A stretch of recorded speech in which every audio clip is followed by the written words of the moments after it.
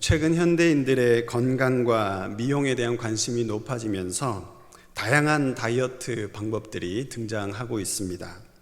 아마 여러분들도 여러 가지 다이어트 방법을 아실 테고 또 몇 가지는 실천해 보신 것도 있으실 것 같습니다. 대부분의 다이어트는 음식을 적게 먹게 하거나 아니면 특정한 음식을 반복해서 먹게 하는 것을 통해서 살을 빼게 만드는데, 또 다른 방법으로는 잘 먹는 것도 중요하지만 잘 배출하는 것도 중요하다라는 생각에서 시작된 다이어트가 있습니다. 그 다이어트는 한동안 많은 사람들이 회자했던 디톡스 다이어트예요. 디톡스 다이어트 많이 들어보셨죠? 특히 우리 여성분들은 좀 익숙한 단어가 아닐까라는 생각이 드는데요. 이 디톡스라는 말은 몸 안에 있는 화학적, 물리적, 생물학적 독소를 제거한다라는 뜻을 가지고 있습니다. 디톡스를 하면 몸속에 쌓여 있었던 독소가 간, 장, 신장, 폐, 피부 등에서 이 독소가 빠져나가고 해독이 된다고 하는데요.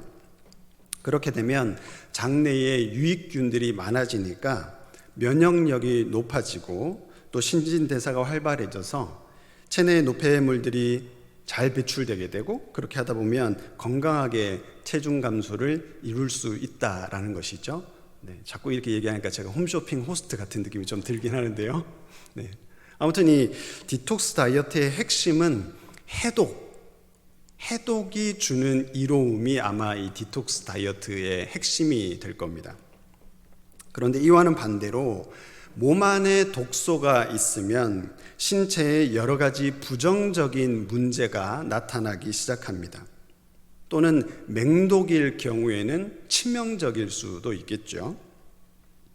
오늘 우리가 함께 보는 본문에서도 치명적인 독으로 인해서 급박한 순간을 맞은 이스라엘 백성들을 우리가 보게 되는데요. 광야에 있었던 이스라엘 백성들에게 어떤 일이 생겼는가를 우리가 오늘 함께 보도록 하겠습니다. 우리가 보고 있는 민수기는 히브리어 제목으로는 바미드바르라고 하는데요. 이 우리말로 하면은 광야에서라는 뜻입니다.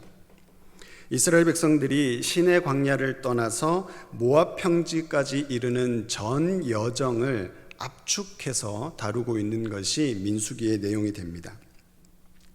오늘 우리가 보고 있는 본문도 호르산을 떠난 이스라엘 백성들이 에돔 땅을 우회하기 위해 홍해길을 따라 남으로 향했다는 여행 기록으로 시작하고 있습니다. 그런데 그 길을 떠난 백성들의 상태가 심상치 않아 보이죠? 4절 말씀입니다. 백성이 호르산에서 출발하여 홍해길을 따라 에돔 땅을 우회하려 하였다가 길로 말미암아 마음이 상하니라. 이스라엘 백성들에게 이상 증세가 보이는 겁니다. 성경은 그들이 길로 말미암아 마음이 상했다라고 기록하고 있습니다. 이게 무슨 뜻이냐면, 앞서 민수기 20장 14절에서 21절까지의 내용을 참고하면 시내 광야를 출발한 이스라엘이 왕의 큰 길로 지나가기를 에돔 왕에게 청했는데 거절을 당합니다. 성경에는 왕의 큰 길이라고 번역되어 있지만 사실은 왕의 대로라는 말로 많이 쓰이는 길인데요. 이 길은 에돔과 모압 지방을 통과하면서 요단강 동쪽의 고원지대를 따라서 남북쪽으로 뻗어 있던 그 주요 통행로로서 영어로는 킹스 하이웨이라고 합니다. 무슨 말이냐면 쉽게 말하면 요즘에 고속도로라고 생각을 하시면 될 것 같아요. 그만큼 많은 사람들이 이동하기에 편리하고 또 가려는 목적지를 단축시켜서 갈 수 있기 때문에 그 당시에 많은 사람들에게 이용되던 길이었다고 합니다. 그런데 이 길로 가려면 에돔 땅을 지나서 가야 하는데 에돔의 왕이 그 지나가는 것을 허락하지 않은 거예요. 그래서 어쩔 수 없이 홍해길을 따라서 에돔 땅을 우회하여서 가게 된 것이죠. 계획과는 달리 더 험한 길을 가게 되었고 또 움직여야 하는 거리도 비교가 되지 않게 늘어나 버렸습니다. 그래서 이스라엘 백성들의 마음이 상해버린 거예요. 그리고 이스라엘 백성들의 반응은 점점 더 격해집니다. 5절 말씀입니다. 백성이 하나님과 모세를 향하여 원망하되 어찌하여 우리를 애굽에서 인도해 내어 이 광야에서 죽게 하는가? 이곳에는 먹을 것도 없고 물도 없도다. 우리 마음이 이 하찮은 음식을 싫어하노라 하매. 사람들이 하나님과 모세를 원망합니다. 원어적인 의미로 보면 하나님을 대적했다, 하나님에 대항했다라는 의미로 쓰여 있습니다. 그러니까 뒤에서 궁시렁궁시렁 거리는 소극적인 태도가 아니라 하나님 앞에 적극적으로 맞서는 태도를 보였다라고 성경이 기록하고 있는 것이죠. 출애굽한 이스라엘 백성들의 행적을 보면 여러분들도 다 아시겠지만 마라의 쓴물 사건, 다베라 사건, 기브롯 핫다와 사건, 바란 광야의 가데스 바디아에서의 반란, 고라 반역, 무리바에서의 물 사건 등 이스라엘 백성들은 어떤 불편함이 생겼을 때 그것을 그냥 소극적으로 힘들다, 불편하다라고 불편감을 내비치는 정도가 아니라 하나님을 적극적으로 원망합니다. 왜 우리를 애굽에서 끌고 와서 우리로 하여금 여기서 죽게 하는가? 하나님 앞에 대놓고 원망해요. 맞섭니다. 이스라엘 백성들이 왜 이럴까요? 저는 이스라엘 백성들 안에 독소가 있었다라고 한번 생각을 해봤습니다.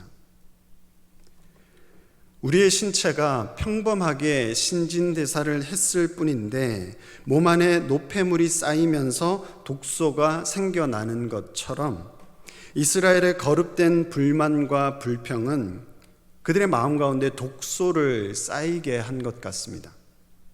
그 영향으로 이스라엘 백성들이 하나님을 향하여 반복적으로 원망하는 거예요.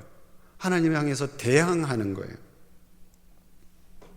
그리고 그런 불만과 불평이라는 독소는 하나님을 원망하게 할 뿐 아니라 감사를 잃어버리게도 한다는 것입니다.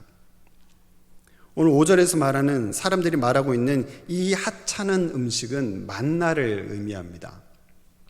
기름 섞은 과자 맛 같았던 하늘로부터 내린 하나님의 은혜였던 만나를, 하나님의 은혜의 음식이었던 만나를 하찮은 음식이다라고 말을 합니다. 싫어한다고 말해요. 만나는 내 취향이 아니야. 이런 그냥 개인의 취향을 말하는 것이 아니라 원어적인 의미의 뜻을 보면 혐오스럽다라는 단어를 썼어요. 이 만나가, 이 하찮은 음식이 혐오스럽다라고 이야기를 하는 겁니다. 게다가 이스라엘의 불만을 한번 자세히 보십시오. 이곳에는 먹을 것도 없고 물도 없도다. 이들의 이 불만은요, 표면적으로는 먹을 것과 마실 것이 없는 상황에 대한 불만이지만 조금 더 깊이 들여다보면 이들의 이 불평은 하나님의 언약과 관련된 것이다 라고도 생각해 볼 수 있을 것 같습니다. 하나님께서 이스라엘 백성, 그러니까 곧 모세를 불러서 출애굽을 하시기 전에 말씀하셨던 언약이 무엇입니까? 이스라엘 백성들을 젖과 꿀이 흐르는 땅으로 인도해 내겠다, 가나안 땅으로 내가 인도해 내겠다 라고 말씀을 하셨거든요. 젖과 꿀이 흐르는 땅. 젖은 무엇입니까? 마실 거잖아요. 꿀은 뭐예요? 먹을 것이지 않습니까? 하나님께서 마실 것과 먹을 것을 책임지시는 약속의 땅으로 이끌어 가겠다라고 말씀을 하셨는데 먹을 것도 없고 마실 것도 없다라는 이스라엘 백성들의 불만은 곧 젖과 꿀이 흐르는 땅으로 인도하실 것이라는 하나님의 약속에 대한 불만이 담겨 있는 것이라고 저는 생각을 해봤습니다. 하나님을 향한 반복되는 원망, 감사와 은혜를 잊어버림, 그리고 하나님의 언약에 대한 불신, 이 모든 것들이 무엇 때문일까요? 그들 안에 있는 불만과 불평이라는 독소, 어쩌면 인간의 어쩔 수 없는 죄악으로부터 나오는 독소 때문이 아니었을까요? 이렇게 몸 안에 독소가 가득한 이스라엘 백성들을 향해서 하나님께서 어떤 처방을 내리십니까? 하나님은 극약 처방을 내리세요. 쉽게 말해서 독을 제하시는 것이 아니라 첨독, 독을 더하시는 방법을 선택하십니다. 6절 말씀입니다. 여호와께서 불뱀들을 백성 중에 보내어 백성을 물게 하심으로 이스라엘 백성 중에 죽은 자가 많은지라. 지금 성경에 등장하는 불뱀은 주석을 참고해 보니까요, 당시 광야에 서식하던 맹독을 가진 뱀이었다고 하는데요, 이 뱀에 물리면 불에 타는 듯한 아픔을 느낀다라고 해서 불뱀이라 이름했을 것이다 라고 이렇게 주석을 달아 놓았더라고요. 하나님을 향한 불만과 불평이라는 독소로 가득 찬 이스라엘 백성들에게 불뱀의 맹독이 더해지자 이스라엘 백성 가운데 사망자가 속출합니다. 그 장면 한번 상상해 보십시오. 이스라엘이 장정만 60만 명이 넘고요, 남녀노소를 합하면 최소 200만이 넘는 큰 무리가 아니겠습니까? 그 가운데 맹독을 가진 뱀들이 뛰어놀고 있어요. 사람들을 막 물리고 있습니다. 비명을 지르고 아수라장이 되어 있지 않았겠습니까? 물론 이 과정에서 죽은 사람들의 직접적인 사인을 이야기하라면 불뱀의 독으로 인한 사망이다 라고 이야기할 수 있을 겁니다. 하지만 지금까지의 전체 과정을 살펴보면 이스라엘 백성들은 자신들 안에 있었던 불만, 불평, 불신이라는 독으로 인해서 죽게 된 것이나 다름없는 것이겠죠. 그렇게 뜨거운 맛을 본 이스라엘 백성들은 그제서야 자신들의 문제가 무엇이었는지를 깨닫고 회개합니다. 7절입니다. 백성이 모세에게 이르러 말하되 우리가 여호와와 당신을 향하여 원망함으로 범죄하였사오니 여호와께 기도하여 이 뱀들을 우리에게서 떠나게 하소서. 모세가 백성들을 위하여 기도하매. 그들의 잘못을 회개하며 그들을 도와달라는 백성들, 그 도움 앞에 모세가 하나님 앞에 백성들을 불쌍히 여겨달라고 기도합니다. 우리의 몸이 어떤 독소에 중독되었다면 디톡스, 즉 해독을 해야 살 수 있는 것이죠. 우리 몸 안에 독소를 품고 살아갈 수는 없는 노릇이지 않겠습니까?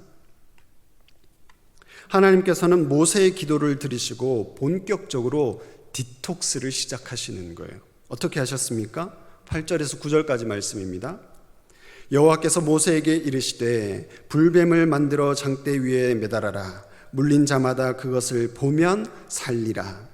모세가 놋뱀을 만들어 장대 위에 다니 뱀에게 물린 자가 놋뱀을 쳐다본즉 모두 살더라.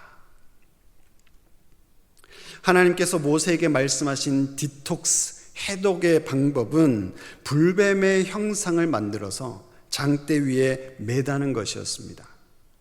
그리고 불뱀에 물린 자마다 그 형상을 보면 다 나았다라고 성경이 기록하고 있습니다. 오늘 성경이 우리에게 말씀하시는 것은 무엇일까요? 하나는 우리가 중독되었다라는 사실이고, 다른 하나는 중독되어 죽게 된 우리를 하나님께서 살리신다라는 거예요. 광야를 걸어가던 이스라엘 백성들과 같이 광야 같은 세상을 살아가는 저와 여러분들도 나도 모르는 사이에 중독되어 있습니다. 우리는 흔히 이런 얘기를 하지 않습니까? 험한 세상에서 살아남으려면 독해져야 한다. 저는 이게 얼마나 무시무시한 말인지 모르겠어요. 살아남기 위해서 스스로 독이 되지 않으면 안 된다라는 현실이 얼마나 안타까운 현실입니까? 실제로 우리의 삶을 한번 보십시오. 우리 주변의 매체들을 한번 보세요. 우리가 얼마나 독해졌습니까? 요즘 매스컴들을 보면 강력 범죄들 정말로 무시무시하지 않습니까? 부모가 자녀를, 자녀가 부모를, 사랑하는 연인이 서로를 아주 끔찍한 방법으로 계획해서 살인하잖아요. 그러고도 낯빛 하나 변하지 않습니다. 우리가 얼마나 독해졌는지 몰라요. 그리고 우리는 독해졌을 뿐만 아니라 중독되어 있기도 합니다. 입으로 맛보는 쾌락, 눈으로 즐기는 쾌락, 몸으로 느끼는 쾌락 등 온갖 통제되지 않은 즐거움에 우리가 중독되어 있지 않습니까? 그래서 이제 우리는 정말로 독밖에 남지 않았어요. 앞에서 말씀드렸지만 독을 품고 있으면 살 수 없습니다. 서서히 몸이 굳어지면서 독이 퍼져가고 혈관에 혈류가 흐르는 것이 막혀지면서 그렇게 서서히 죽고 말 거예요.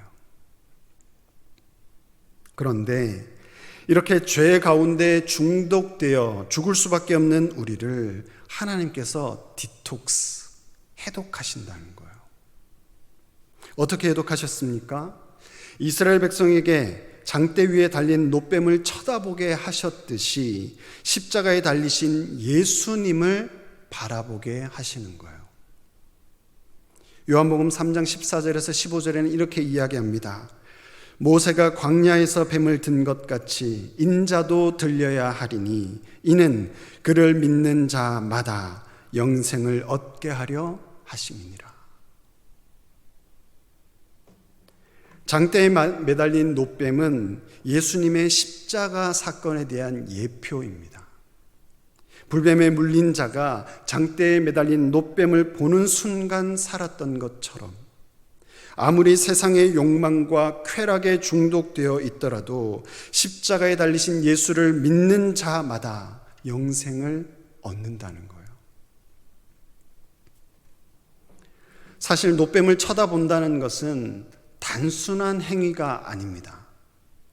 장대 위에 매달린 놋뱀을 쳐다보기 위해서는 하나님의 말씀에 대한 전적인 신뢰가 필요해요. 지금 내가 죽을 것 같은데 온몸이 불타오르는 것 같은 그 뜨거움이 있는 괴로움이 있는데 고작 고개 들어 그 놋뱀을 본다고 내가 낫는다고, 이런 조금만한 의심만 있더라도 그 놋뱀을 쳐다볼 수 없는 거예요. 하나님의 말씀에 대한 전적인 순종을 요구합니다.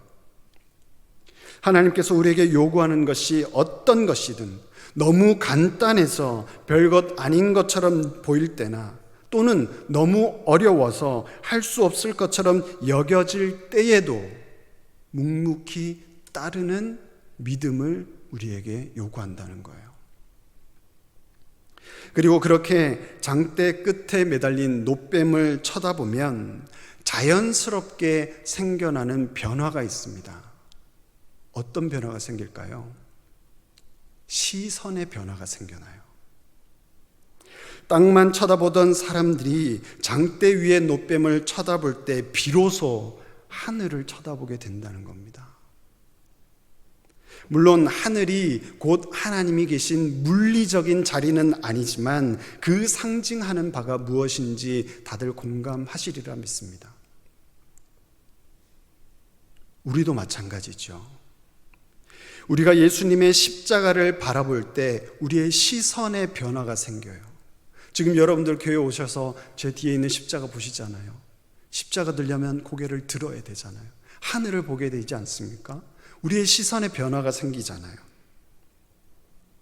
하늘을 본다는 것은 그 행위 자체가 아니라 그 상징성 때문에 중요한 겁니다. 여러분들의 상황과 일상에 함몰되지 마십시오. 너무 땅만 보고 살지 마세요. 너무 땅의 것만 기대하면서 살아가지 마십시오. 땅에 답이 있는 것이 아니라 하늘에 계셔서 이 땅을 다스리시는 우리 아버지 하나님께 답이 있는 줄을 믿습니다.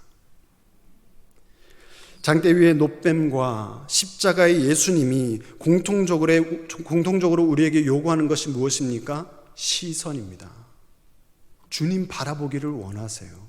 하나님 바라보기를 원하십니다.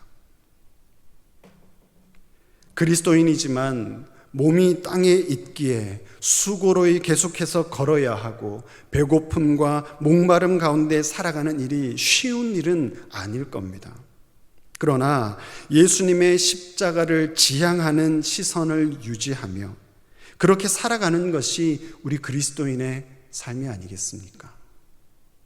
그렇게 살아갈 때 하나님께서 우리 안에 독소를 제거하시고 여러 가지로 중독된 우리의 삶을 해독해 주실 겁니다.